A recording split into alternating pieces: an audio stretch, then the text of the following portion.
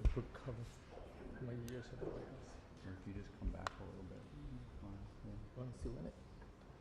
Just your hair. Okay. Well, how about that? Yeah, that's Better? yep. Yeah. Thank you. Yeah.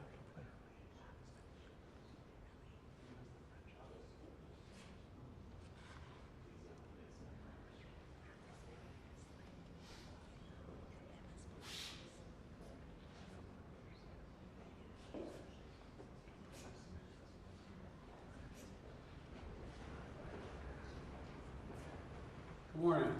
Morning, sir. It's a good day for America, it's a good day for Europe, and it's a good day for world peace, for real. This is consequential. I just signed into law the national security package that was passed by the House of Representatives this weekend and by the Senate yesterday.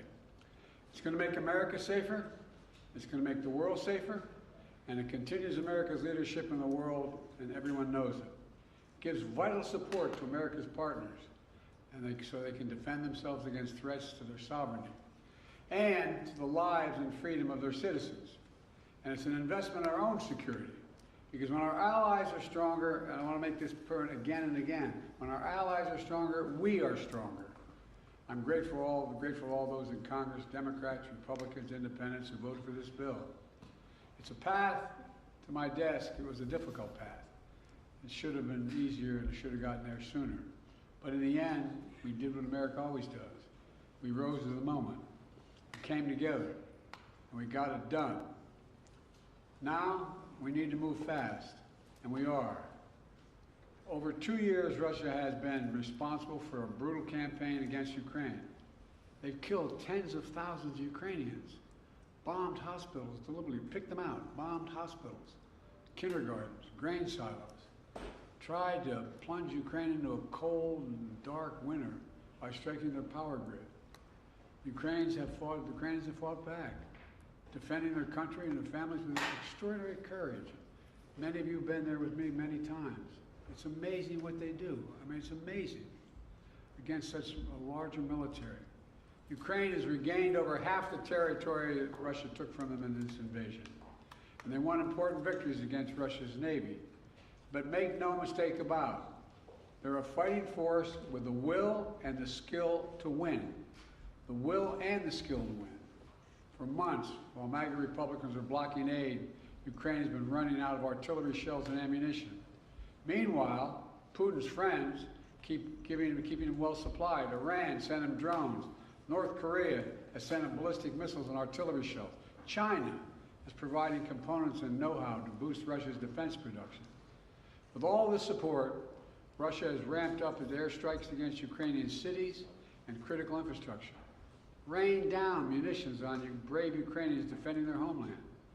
And now, America is going to send Ukraine the supplies they need to keep them in the fight. This weekend, there were reports, I find this amazing, there were reports of cheers breaking out of the trenches in eastern Ukraine. Probably came from one of your folks, a reporter or someone, I'm not sure where it came from. But that they're cheering as they watch the House vote in support for Ukraine. It's not like they don't understand what we've done. Not like they don't understand how critical this is for them. I'm making sure the shipments start right away. In the next few hours, literally in a few hours, we're going to begin sending in equipment to Ukraine for air defense munitions, for artillery, for rocket systems, and armored vehicles.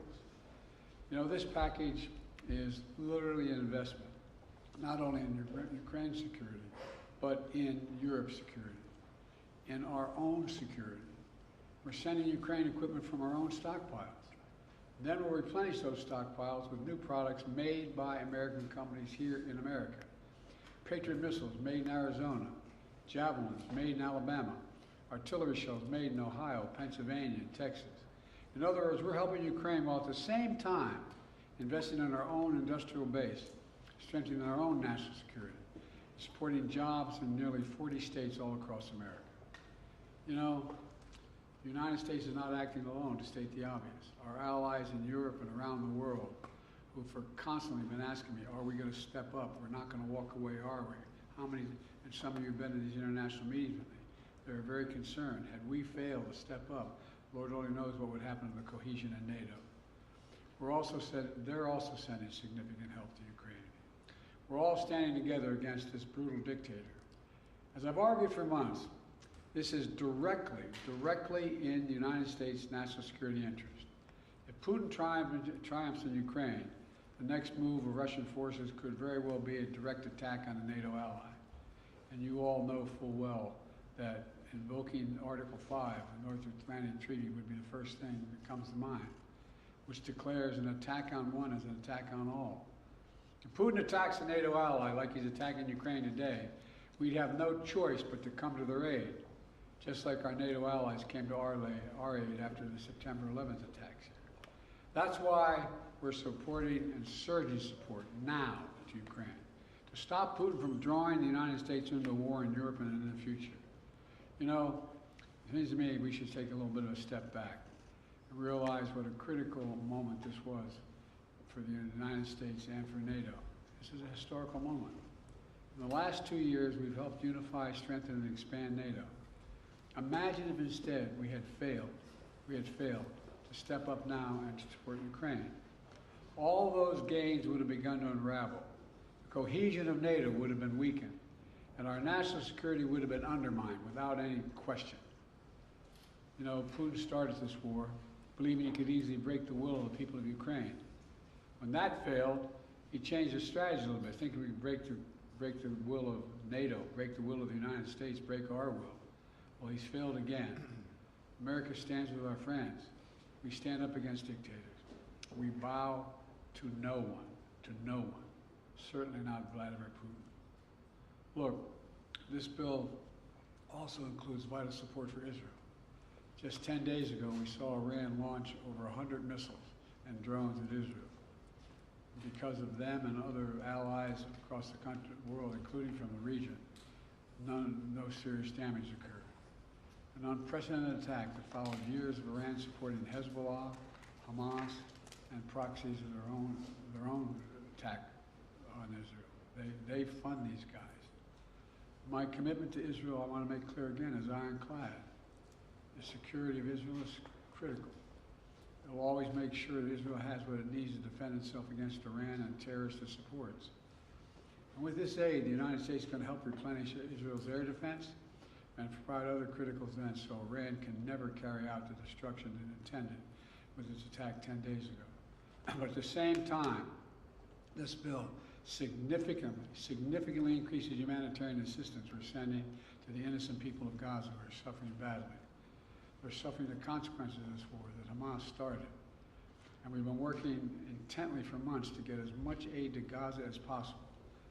This bill includes $1 billion for additional humanitarian aid in Gaza. We're going to immediately secure that aid and surge it, including food, medical supplies, clean water. And Israel must make sure all this aid reaches the Palestinians in Gaza without delay. And everything we do is guided by the ultimate goal of bringing these hostages home, securing a ceasefire, and setting the conditions for an enduring peace.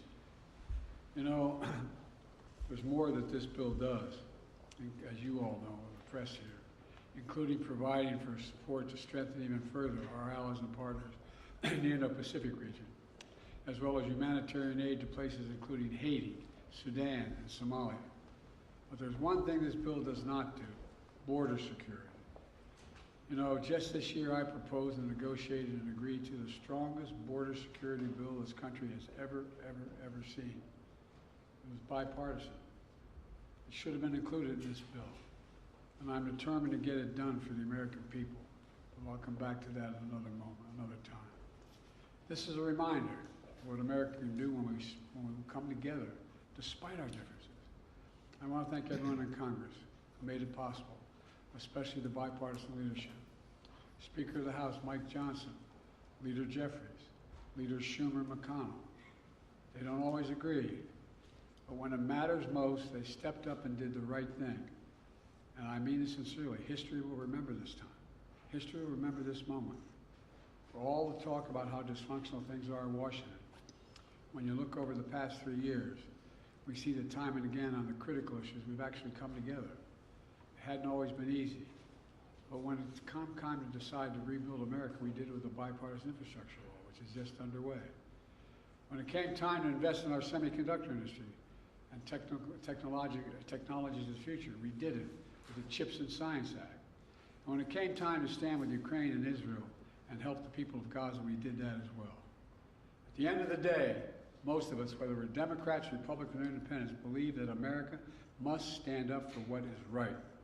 We don't walk away from our allies. We stand with them. We don't let tyrants win. We oppose them. We don't merely watch global events unfold. We shape them. That's what it means to be the indispensable nation. That's what it means to be the world's superpower and the world's leading democracy. Some of our MAGA Republican friends reject that vision. But this vote makes it clear. There is a bipartisan consensus for that kind of American leadership. That's exactly what we'll continue to deliver. I thank you all very much, and now I'm going off to make a speech at the hotel I'm late for, and I have plenty of time to answer questions on this and other matters. Can I ask a quick one on TikTok? Mr. President, do you have a message for the protesters